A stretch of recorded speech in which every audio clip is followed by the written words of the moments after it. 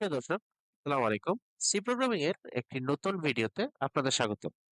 আজকের এই ভিডিওটা আমরা মূলত সাজিয়েছি স্ট্রিং সম্পর্কে, অর্থাৎ সি প্রোগ্রামিং এর স্ট্রিং সম্পর্কে। আমরা এখানে শিখব স্ট্রিং কি, স্ট্রিং এর বিভিন্ন ধরনের ব্যবহার, এবং আমরা শিখব স্ট্রিং এর বিভিন্ন কোড লেখা, এবং আপনাদের জন্য রয়েছে বেশ কয়েকটা এক্সারসাইজেস। তো দেরি না করে শুরু করি। ফার্স্টে আমরা বলবো স্ট্রিং ব্যাপারটা কি। এখন স্ট্রিং হলো ক্যারেক্টারগুলির সিকোয়েন্স, অর্থাৎ একাধিক ক্যারেক্টারের একটি ধারা। সি প্রোগ্রামিং এ স্ট্রিং একটি ক্যারেক্টার অ্যারে হিসেবে বিবেচিত হয়। এখন আমরা সাধারণত যেই অ্যারে গুলো করেছিলাম এটা ছিল আমাদের নাম্বারের সাহায্যে, কিন্তু আমরা যখন স্ট্রিং ব্যবহার করব, স্ট্রিং হচ্ছে কেবলমাত্র ক্যারেক্টারের মাধ্যমে এটাকে ডিক্লেয়ার করতে হয়। এটা কোনো নাম্বারের মাধ্যমে ইউজ করা যায় না, অর্থাৎ স্ট্রিং কোনো ইন্টিজার ডেটা টাইপ না। স্ট্রিং হচ্ছে একটা ক্যারেক্টার ডেটা টাইপ। ওকে, এতটুকু যদি ক্লিয়ার হয়ে থাকি, আমরা এখন শিখবো স্ট্রিং এর ব্যবহার। তো ফার্স্টে যেটা বলবো এটা হচ্ছে প্রিন্টিং এবং স্ক্যানিং এর ব্যাপারে আমরা একটু কথা বলি। স্ট্রিং ব্যবহার করে তথ্য প্রিন্ট করার জন্য প্রিন্ট এফ এবং ইনপুট নেওয়ার জন্য স্ক্যানএফ ফাংশন ব্যবহার করা হয়। তো এটা তো অ্যাজ ইউজুয়াল আমরা এর আগেও প্রায় অনেকগুলো ভিডিওগুলো দেখছিলাম। এই ভিডিওগুলোতে আমরা একইভাবে প্রিন্টিং এবং স্ক্যানিং দেখেছিলাম। কিন্তু এখানে স্ট্রিং এর যে ব্যাপারটা, এখানে স্ট্রিং এ কিভাবে আসলে নিতে হয়, আপনাকে ফার্স্টেই একটা ক্যারেক্টার অ্যারে ডিক্লেয়ার করতে হবে। এটা যে একটা ক্যারেক্টার নামক একটা ডেটা টাইপ, এটা আপনাকে ডিক্লেয়ার করতে হবে এবং একটা ভেরিয়েবল নিতে হবে, এবং অবশ্যই ভেরিয়েবলের সাইজ ডিক্লেয়ার। এখন মজার কথা হচ্ছে আমি কি সাইজ হবে কিনা, না, ওই যে আমরা সাধারণত যে আগের যে অ্যারের ভিডিওটা দেখা গেল যে আমি প্রি অ্যাসাইন করে রাখি, যে প্রি অ্যাসাইন করে সাপোজ আমি বেশ কয়েকটা সেটের মাধ্যমে নাম্বার গুলাকে সাজিয়েছিলাম, ওইভাবে সাজানোর কোনো সমস্যা নেই। তো তখন হচ্ছে কি নাম্বার গুলাকে একটু ব্লক করেও লেখা যায়, আবার অনেক সময় দেখা যায় যে আপনি একাধারে একটা ফুল নেম দিয়েও সাজাতে পারেন। ওকে, তো আপনি এখানে একটু যখন কোডিং করবেন, কোডিং করার সময় একটু বড় নাম্বারই ধরবেন, যেহেতু আপনি নেম ধরতেছেন। এখন অনেকের নাম তো 20-এর বেশিও হতে পারে। এইভাবে আপনি ওই আন্দাজেই হয়তো বা 40 ধরতে পারেন, 50 ধরতে পারেন। ওকে, ফার্স্টে আমি এটা একটু বাংলাতে লিখছি যে প্রিন্টএফ। প্রিন্টএফ কি, মানে ইউজারকে সে একটা প্রম্পট দিতেছে যে আপনি নাম লেখেন। তো পার্সেন্টেজ এস এর মাধ্যমে স্ট্রিং এর ইনপুটটা নেওয়া হয়। এছাড়াও যেটা সবচেয়ে মোস্ট ফেমাস, এটা হচ্ছে গ্যাস গেটস ফাংশন, যেটা GETS। আমরা যখন ফাংশনের ভিডিও দেখেছিলাম তখন সেখানে আমরা পড়েছিলাম গেটস নামক একটা ফাংশন আছে, যেটার মাধ্যমে স্ট্রিং এর ভ্যালিউ ইনপুট নেওয়া যায়। তো যদিও পার্সেন্টেজ এস হিসেবে স্ট্রিং এর ভ্যালু নেওয়াটা প্রচলিত, কিন্তু সবচেয়ে বহুল প্রচলিত এবং সবচেয়ে বেশি ব্যবহৃত এবং সবচেয়ে বেশি ইউজার ফ্রেন্ডলি হচ্ছে এই গেটস, অর্থাৎ গেটস যে ফাংশনটা। ওকে, পরবর্তীতে প্রিন্টএফ এর মাধ্যমে যে পার্সেন্টেজ এস এর মাধ্যমে সে ভ্যালুটা প্রিন্ট করে দিবে। তো আমি যদি এরকম একটা স্ট্রিং এর ব্যবহারের উপর ভিত্তি করে বেশ কয়েকটা স্ট্রিং এর কোড লেখা যদি আমি দেখি, তার আগে আমি একটা কথা বলে নিই। আগে যেটা আমি অলরেডি বলেছিলাম যে স্ট্রিং কোড লেখার জন্য সি ভাষায় ক্যারেক্টার অ্যারে ব্যবহার করা হয়। এটি স্ট্রিং ডিক্লেয়ার করতে হলে এটিকে ক্যারেক্টার অ্যারে হিসেবে ডিক্লেয়ার করতে হয়। এটা অলরেডি আমি বলেছিলাম যে এটা কোনো ইন্টিজার ডেটা টাইপ না, এটা হচ্ছে একটা ক্যারেক্টার ডেটা টাইপের। তো এখন আমি স্ট্রিং এর একটা কোড লেখা দেখবো। ফার্স্টে আমি যে কোডটা দেখবো এটা হচ্ছে write a program in C to input a string and print it. আমি যদি ফার্স্টে একটু অফ করি, আমি যদি কোড ব্লকসটা একটু ওপেন করি, আমি অলরেডি কোড ব্লকস একটা প্রোগ্রাম ওপেন করে রাখছি। কিন্তু এর মধ্যে আমি একটা কাজ করব, সেটা হচ্ছে যেহেতু আমি স্ট্রিং ইউজ করব, তাই আমি অলরেডি এখানে বলে দিতে হবে আমাকে ইনক্লুড স্ট্রিং ডট এইচ। এটা আমাকে অলরেডি বলে দিতে হবে। এটা এটা যদি ইউজ না করেন তাহলে আপনি স্ট্রিং এর কোনো ভ্যালিউ কি করতে পারবেন না, ওইভাবে, সরি, আপনি ওই আউটপুটটা পাবেন না স্ট্রিং এর। তো আমি, আমার কোয়েশ্চেনটা ছিল কি, আমার কোয়েশ্চেনটা ছিল যে write a program in C to input a string and print it. অর্থাৎ একদম বেসিক একটা প্রোগ্রাম। আমি এখানে অলরেডি ক্যারেক্টার নিব, ক্যারেক্টার নিয়ে আমি একটা নাম প্রিন্ট করব। সাপোজ আমি কারণ নেম প্রিন্ট করলাম, নেম। এখন আমি সাইজ দিলাম যে 50। সাপোজ আমি 50 সাইজ দিলাম, ঠিক আছে? এখন আমি 50 সাইজ দিয়ে একটু কম বড় করি। এখন আমি 50 সাইজ দিলাম। এখন আমি কি করব? আমি লিখবো যে printf enter a name। আমি ইউজারকে এটা বলতেছি। এই ইউজার কোথায় প্রিন্ট করবে? আমি ব্যাকস্ল্যাশ দিলাম, এন দিলাম, অর্থাৎ নিউ লাইনে ইউজার কি করবে? ইনপুট দিবে। ওকে, এখন আমি কি করব? যে স্ক্যানএফ এর মাধ্যমে ইউজার থেকে ইনপুটটা নিব। ওকে, এখন আমি ইউজারের মাধ্যমে ইউজারের কাছ থেকে ইনপুট নিব কিভাবে? পার্সেন্টেজ এস এর মাধ্যমে, এবং করব এটা আমি স্পেস দিয়ে কোথায় স্টোর করব? এই যে এম্পারস্যান্ড নেম, এবং যে ক্যারেক্টার অ্যারেটা আমি অলরেডি ডিক্লেয়ার করছিলাম, যেটার সাইজ দিয়েছিলাম আমি 50, তো এখানে এটা স্টোর করবে।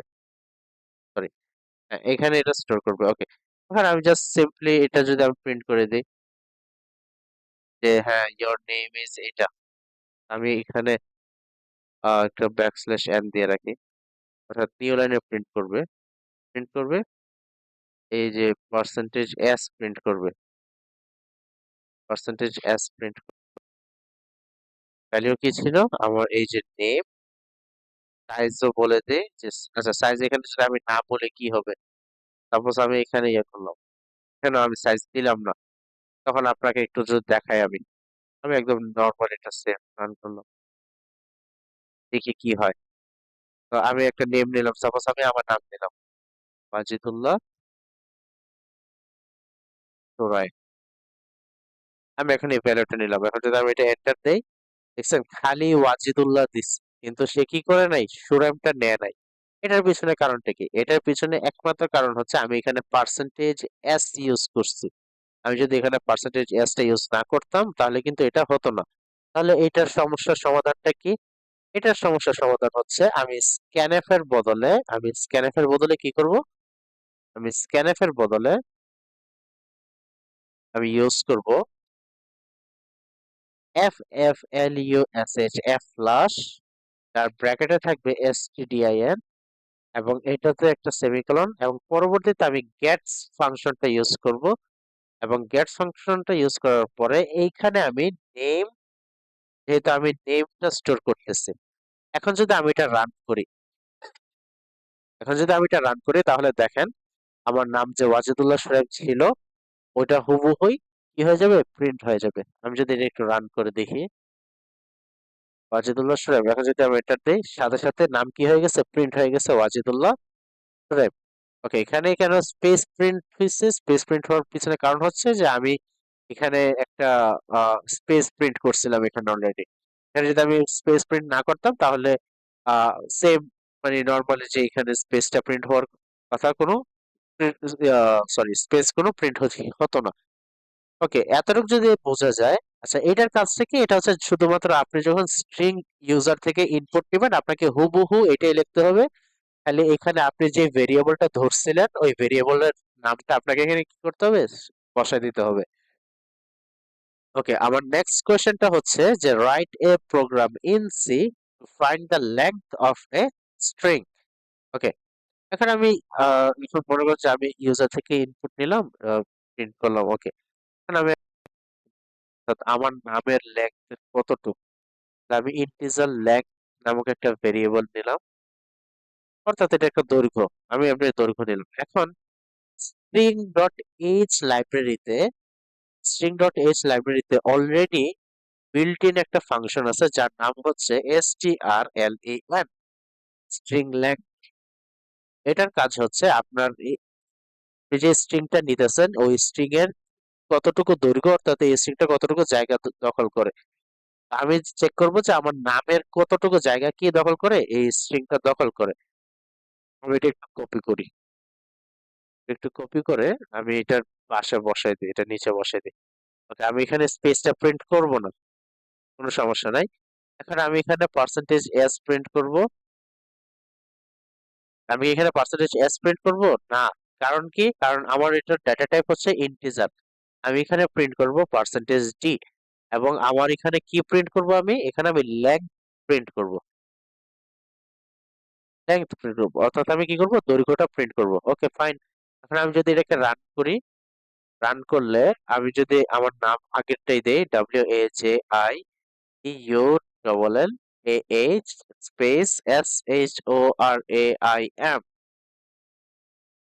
ওকে। এই যে আমার নাম কিন্তু ঠিক আছে, এই যে এই ক্যাটস এর জন্য আমার নাম দিছে, তারপরে প্রিন্ট করলো যে আমার নামটা প্রিন্ট করলো। এখন এখানে আমার লেংথ শো করতেছে 18। ওকে, আমি যদি একটু হিসাব করি, 1 2 3 4 5 6 7 8 9 10 11 12 13 14 15 16 17। ওকে, এখানে তো 17, তাহলে এখানে 18 আসলো কেন? এখানে 18 আসার পিছনে কারণ হচ্ছে, আপনি যেহেতু এটা ক্যারেক্টার অ্যারে নিয়েছেন, এই ক্যারেক্টার অ্যারেটা এই স্পেসটাকে একটা ক্যারেক্টার হিসেবে কাউন্ট করে। এই যে ওয়াজিদুল্লাহ, এই এস এর আগে একটা স্পেস আছে, এই স্পেসটাকে ও একটা ক্যারেক্টার হিসেবে কাউন্ট করে। আর এখানে যদি আপনি ট্যাব দিতেন, অর্থাৎ ট্যাবটাকে ওরা 4 স্পেস হিসেবে কাউন্ট করতো, অর্থাৎ 4 ক্যারেক্টার ওরা কাউন্ট করতো। তো এখানে যেহেতু একটা স্পেস দেওয়া আছে, তাই এখানে ওরা কত কাউন্ট করে, এখানে ওরা একটা স্পেসকে একটা ক্যারেক্টার হিসেবে কাউন্ট করে। অর্থাৎ আমার ইনিশিয়ালি আমার নাম ছিল 17, ভ্যালিউ ছিল 17, কিন্তু যেহেতু আমি একটা স্পেস দিয়েছি, তাই নামটা হয়ে গেছে কত, নামের লেংথ হয়ে গেছে 18।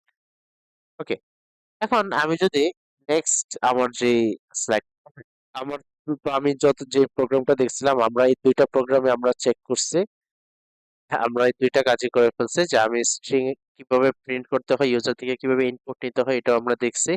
এবং আমরা এটাও দেখছি যে কিভাবে আমি একটা স্ট্রিং এর লেংথ কিভাবে আমি প্রিন্ট করব, বা কিভাবে আমি একটা লেংথ শো করব।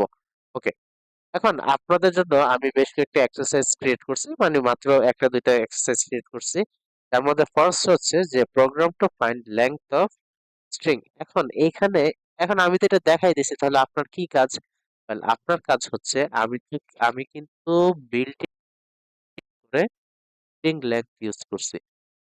স্ট্রিং লেংথ, আপনাদের কাজ হচ্ছে আপনারা কোনো বিল্ট ইন ফাংশন ইউজ করবেন না, এই স্ট্রিং লেংথটা বের করবেন without use built in function. তাহলে আপনাদের কাজ হচ্ছে কোনো ধরনের বিল্ট ইন ফাংশন ছাড়া, হতে পারে সেটা ফর কোনো লুপ সাহায্যে,